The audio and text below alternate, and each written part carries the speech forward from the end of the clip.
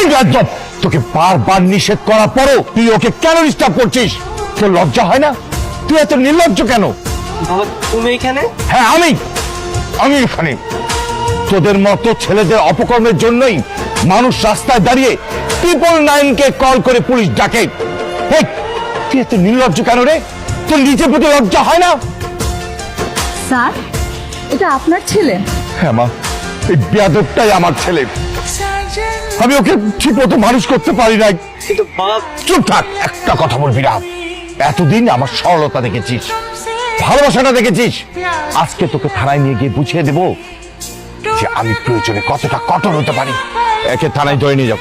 তুমি একা কেন? আমার ছেলে কই? অপরাধীকে বিচার না করে ছেড়ে দেওয়া যায় না, সেটা তুমি জানো না? মানে কি? আর আমার ছেলেকে আনলা না, আবার বলতেছো অপরাধী? একদম চুপ থাকবা।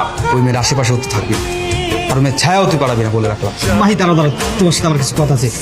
কি বলবেন বলেন। তুমি হৃদয়ের বিরুদ্ধে মামলাটা তুলে নাও না, হৃদয় কখনো তোমাকে ডিস্টার্ব করবে না। পুলিশ ধরে নিয়ে গেছে, পুলিশকে বলুন। আমাকে এসে বলছেন কেন? চলুন তো মামা। আমি তোমার মায়ের মতন, আমি জানি আমার ছেলেটা অনেক বড় অন্যায় করে ফেলছে, এই জন্য আমি অনেক লজ্জিত মা। তুমি আমাকে একটা হেল্প করো না মা, তুমি থানায় গিয়ে একটু অভিযোগটা তুলে নাও। এই মুহূর্তে আমি কি করতে পারি? তুমি আমার সাথে একটু থানায় চলো। আচ্ছা ঠিক আছে। হৃদয়ের বিরুদ্ধে আমার কোনো অভিযোগ নেই। তুমি ভেবে চিনতে বলছো তো? বাদী তার মামলা তুলবে, এটা ভেবে বলছে নাকি না ভেবে বলছে তাতে তোমার কি? প্রতিদিন এসব ঝামেলা ভালো লাগে না। আজকে ওকে ছেড়ে দেবো, কালকে যদি আবার সেম কাজ করে আসে তখন তো আবার বিচার আসবে। আমি আর ওর বিরুদ্ধে বিচার দেব না। সিগনেচার নিয়ে ওকে ছেড়ে দাও।